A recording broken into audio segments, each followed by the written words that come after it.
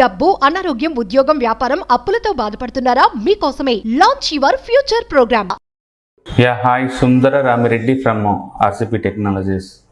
So చాలామంది అడుగుతుంటారండి, ఏది బెస్ట్ మ్యూచువల్ ఫండ్స్, ఏది ఎక్కువ రిటర్న్స్ ఇస్తుంది అని.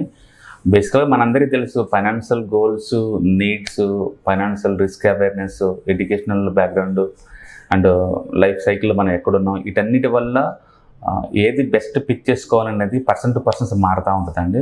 బట్ ఎక్కువ మంది మాత్రం తీసుకునేది లాంగ్ టర్మ్ పాయింట్ ఆఫ్ కాబట్టి ఎక్కువ రేట్ ఆఫ్ రిటర్న్ చోటని చూసుకుంటారు. బట్ బేసికల్గా అయితే ఇండివిజువల్ రిస్క్ ప్రొఫైల్ అనలైజ్ చేసేసి మీరు బెస్ట్ మ్యూచువల్ ఫండ్స్ని పిక్ చేసుకోవాల్సి ఉంటుంది. నేను జస్ట్ ఫర్ కంపారిజన్ పర్పస్ కోసం ఇస్తున్నానండి. గత 10 years బ్యాక్ నువ్వు ఇదే రోజు కనుక మార్కెట్లోకి ₹1,00,000 కనుక ఇన్వెస్ట్ చేస్తే different type of large cap mutual funds, mid cap mutual funds and small cap mutual funds A type returns generate చేస్తే నేను అబ్జర్వ్ చేద్దామండి. అంటే 10 years బ్యాక్ ఇదే రోజు, అంటే November 21st అనమాట, పెడితే కనుక ₹1,00,000 కనుక పెడితే 10 years బ్యాక్ ఈ రోజుకి ఎంత రిటర్న్స్ వస్తాయని మనం చూద్దామండి. ఫస్ట్ మనం లార్జ్ క్యాప్ చూద్దామండి. లార్జ్ క్యాప్లో ది బెస్ట్ ఎక్కువ రిటర్న్స్ జనరేట్ చేసింది అంటే Nippon India large cap fund అండి. అది మీరు కనుక 1 lakh ఇన్వెస్ట్మెంట్ చేస్తే మీ అమౌంట్ అండ్ 4.7 lakh అయిందండి. 4.7 lakh అయింది. అదే మీరు మిడ్ క్యాప్లో కనుక ఇన్వెస్ట్ చేస్తుంటే 1 lakh 10 years బ్యాక్ ఇదే రోజు, ఇప్పుడు ఎక్కువ రిటర్న్స్ వచ్చింది కోటక్ ఎమర్జింగ్ ఈక్విటీ అండి. 7.8 lakh వచ్చింది మీకు 10 years తర్వాత. అదే స్మాల్ క్యాప్ కేటగిరీలో మీరు కనుక ఇన్వెస్ట్ చేస్తే Nippon India small cap mutual fund అండి, అండ్ 11.9 lakh వచ్చింది. డెఫినెట్గా అన్నిటికన్నా ద బెస్ట్ మ్యూచువల్ ఫండ్స్ అంటే స్మాల్ క్యాప్ కేటగిరీ అండి. ఎక్కువ రిటర్న్స్ ఎక్కువ ఇస్తుంది అనమాట. ఇది 11 అంటే ఎంత అంటే లార్జ్ క్యాప్తో పోల్చుకుంటే మోర్ దెన్ డబుల్ అండి.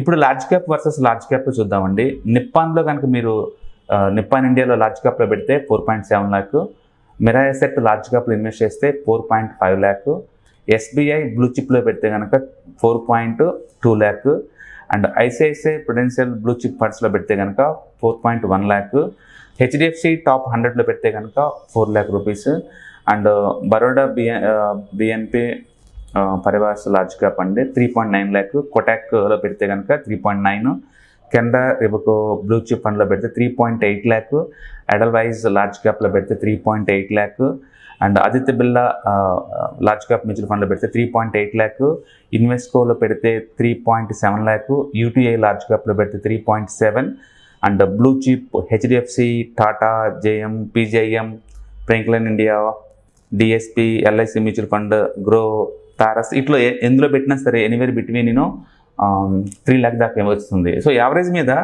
Worst large cap mutual funds వచ్చింది 2.9 lakh అండి లాస్ట్ 10 yearsలో వరస్ట్ అనుకుంటే.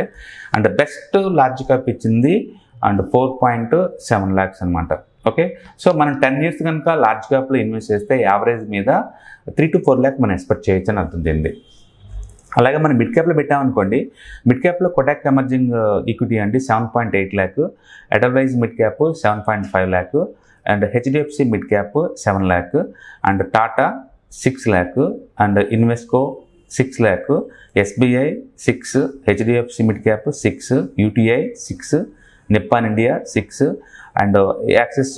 ఇవన్నీ ఏ కంపెనీ వాళ్ళు చూసినా సరే ఇది యావరేజ్ మీద మీకు anywhere between almost 6 lakh to 7 to 6 lakh వస్తుంది. అంటే 6 to 7 lakh మధ్య వస్తుంది. అంటే మిడ్ క్యాప్లో కనుక మనం ఇన్వెస్ట్ చేస్తే యావరేజ్ మీద హిస్టారికల్ డేటా ఈ ప్యాటర్న్ కనుక చూసుకుంటే కనుక 6 to 7 lakh వచ్చే ఛాన్స్ ఎక్కువ ఉంది. మీరు ఇక్కడ బాగా అబ్జర్వ్ చేస్తే మెజారిటీ మ్యూచువల్ ఫండ్స్ 6 lakh వరకు వచ్చినాయండి ఆల్మోస్ట్.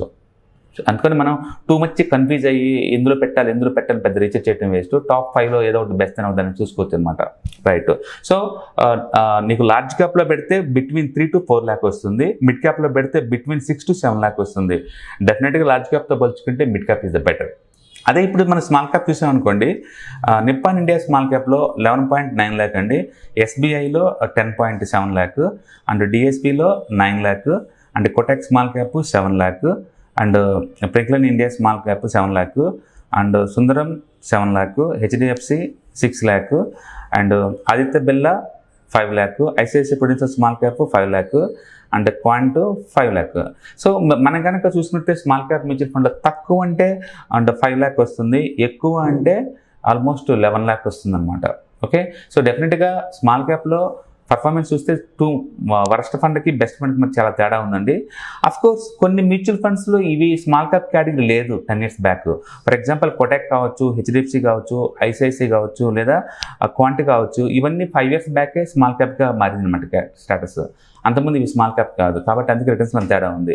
ఇనహో ఈ డేటా కనుక చూసుకుంటే లార్జ్ క్యాప్లో బెస్ట్కి వరస్ట్కి పెద్ద తేడా లేదు, అంటే బిట్వీన్ 3 to 4 lakh వస్తుంది. బట్ స్మాల్ క్యాప్లో కనుక చూసుకుంటే కనుక వేరియంట్స్ ఎలా ఉంది, అండ్ బిట్వీన్ 5 to 11 lakh మధ్య వస్తుంది. బట్ స్టిల్ స్మాల్ క్యాప్లో one of the worst fund, మనకు వరస్ట్ రిటర్న్స్ ఇచ్చిన ఫండ్స్ చూసుకున్నప్పుడు లార్జ్ క్యాప్తో చూసుకుంటే డెఫినెట్గా బెస్ట్ రిటర్న్స్ ఇస్తుందండి, లార్జ్ క్యాప్ బెస్ట్తో పోల్చుకుంటే. కాబట్టి మీ దగ్గర మ్యూచువల్ ఫండ్స్ ఏముంటే బాగుంటుందంటే స్మాల్ క్యాప్ ఉండాలి ఫస్ట్ ప్రయారిటీ. తర్వాత మీరు రిస్క్ డైవర్సిఫై చేద్దాం అనుకుంటే మిడ్ క్యాప్ తీసుకోవడం బెటర్ అన్నమాట ఈ డేటా ప్రకారం. సో లాస్ట్ 10 years బ్యాక్ ఇదే రోజు కనుక మీరు 1 lakh లంసం కనుక పెట్టి వదిలేస్తే మార్కెట్లో ఇప్పుడు వస్తున్న రేట్ ఆఫ్ రిటర్న్ అనమాట. కాబట్టి గుర్తుపెట్టుకోండి, లాస్ట్ ఈ 10 yearsలో డ్రాడౌన్ చాలా వచ్చినాయి అండి. అండ్ పోయేటప్పుడు మార్కెట్ ఆల్మోస్ట్ 30% దాకా డౌన్ అయింది. అండ్ 2009లో కూడా మార్కెట్ ఒకసారి బాగా డౌన్ అయింది. అండ్ మనీ డిమానిటేషన్ అప్పుడు కూడా మార్కెట్ బాగా డౌన్ అయింది. అండ్ బ్రెజిల్ ఎగ్జిస్ట్ అప్పుడు కూడా అప్ డౌన్ అయింది. సో మార్కెట్లో ఈ వాలటిలిటీలు ఉన్నా సరే వాటన్నిటిని తట్టుకుంటూ అన్ని డిస్కౌంట్ చేసుకుంటూ ముందుకెళ్ళి మంచి రిటర్న్ జనరేట్ చేస్తున్నాయండి. కాబట్టి స్టాక్ మార్కెట్ని ఎప్పుడు షార్ట్ టర్మ్ చూసే బదులు లాంగ్ టర్మ్ కనుక చూసుకుంటే మీకు ద బెస్ట్ వెల్త్ క్రియేట్ చేస్తున్నాయి. సో కంక్లూజన్ ఏంటంటే లార్జ్ క్యాప్లో ఇన్వెస్ట్ చేస్తే మనం 3 to 4 lakh ఎక్స్పెక్ట్ చేయొచ్చు, అంటే 4 times ఎక్స్పెక్ట్ చేయొచ్చు ఫర్ 10 yearsలో. మిడ్ క్యాప్లో అయితే 6 to 7 times ఎక్స్పెక్ట్ చేయొచ్చు. అంటే స్మాల్ క్యాప్లో అయితే యావరేజ్ మీద 6 to 11 times ఎక్స్పెక్ట్ చేయొచ్చు ఒక డెకేడ్కి. ఓకే, ఎనీహౌ 5 times వచ్చిందంటే చాలా పెద్ద రిటర్న్స్ వచ్చినట్లు లెక్కండి.